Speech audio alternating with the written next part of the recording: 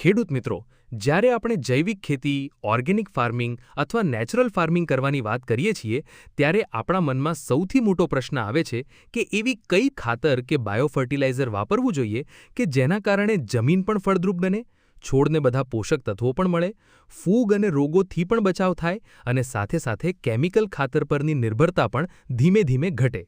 તો મિત્રો, આજના આ વિડીયોમાં હું તમને એવા 5 શક્તિશાળી બાયોફર્ટિલાઇઝર વિશે જણાવવાનો છું જેને તમે વર્મી કમ્પોસ્ટ સાથે મિક્સ કરીને વાપરી શકો છો। આ 5 બાયોફર્ટિલાઇઝર તમારી જમીનમાં જીવાણુઓ વધારશે, માઇક્રોબ્સ એક્ટિવ કરશે અને છોડની વૃદ્ધિ જોરદાર બનાવશે। સૌથી પહેલા સમજીએ કે બાયોફર્ટિલાઇઝર એટલે શું। મિત્રો, બાયોફર્ટિલાઇઝર એટલે જીવંત બેક્ટેરિયા અને ફૂગ જેવા માઇક્રો ઓર્ગેનિઝમ આ જમીનને જીવંત બનાવે છે, પોષક તત્વો છોડ સુધી સરળતાથી પહોંચાડે છે અને જમીનની શક્તિ વધારે છે।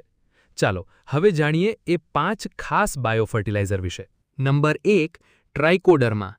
ટ્રાઇકોડર્મા જમીનમાં રહેલી નુકસાનકારક ફૂગ સામે રક્ષણ આપે છે, છોડની મૂળને સડવાથી બચાવે છે અને છોડની વૃદ્ધિ વધારવામાં મદદ કરે છે। તમે 1 કિલો ટ્રાઇકોડર્મા 1 ટન વર્મી કમ્પોસ્ટમાં મિક્સ કરી શકો છો। જો લિક્વિડ ફોર્મ હોય તો 10 લિટર પાણીમાં મિક્સ કરીને સ્પ્રે કરવું, પછી તેને 24થી 48 કલાક સુધી છાયામાં રાખવું। Number 2, Pseudomonas. આ બાયોફર્ટિલાઇઝર છોડની મૂળને ઇન્ફેક્શનથી બચાવે છે અને જમીનમાં સારા બેક્ટેરિયાની સંખ્યા વધારે છે। તેનો ઉપયોગ પણ ટ્રાઇકોડર્મા જેવી રીતે થાય છે।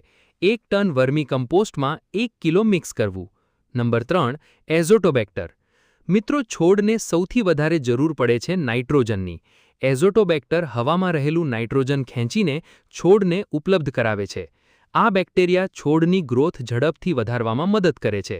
1 કિલો એઝોટોબેક્ટર 1 ટન વર્મી કમ્પોસ્ટમાં મિક્સ કરીને 5થી 7 દિવસ સુધી છાયામાં ઢાંકીને રાખવું। Number 4, mycorrhiza.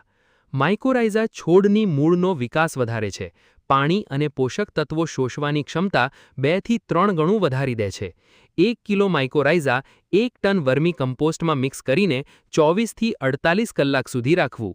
Number 5, PSB culture. PSB એટલે ફોસ્ફેટ સોલ્યુબલાઇઝિંગ બેક્ટેરિયા। આ જમીનમાં રહેલા ફોસ્ફરસને છોડ માટે ઉપલબ્ધ બનાવે છે। પીએસબી છોડની વૃદ્ધિ અને મૂળ મજબૂત બનાવવા માટે ખૂબ જ ઉપયોગી છે। તેનો ઉપયોગ પણ એઝોટોબેક્ટર જેવી રીતે 5 થી 7 દિવસ સુધી રાખીને કરવો। હવે સૌથી મહત્વની વાત, ટ્રાઇકોડર્મા અને માઇકોરાઇઝા ફૂગ છે, જ્યારે એઝોટોબેક્ટર, સ્યુડોમોનાસ અને પીએસબી બેક્ટેરિયા છે। એટલે આ બધાને એકસાથે મિક્સ ન કરવું। તમે પીએસબી, એઝોટોબેક્ટર અને સ્યુડોમોનાસ સાથે વાપરી શકો છો, પરંતુ ટ્રાઇકોડર્મા અને માઇકોરાઇઝાને અલગ અલગ વાપરવો। અને મિત્રો, જ્યારે પણ બાયોફર્ટિલાઇઝર ખરીદો ત્યારે તેની એક્સપાયરી ડેટ જરૂર ચેક કરવી, કારણ કે આ જીવંત બેક્ટેરિયા હોય છે। જો પ્રોડક્ટ જૂની હશે તો તેનો લાભ નહીં મળે।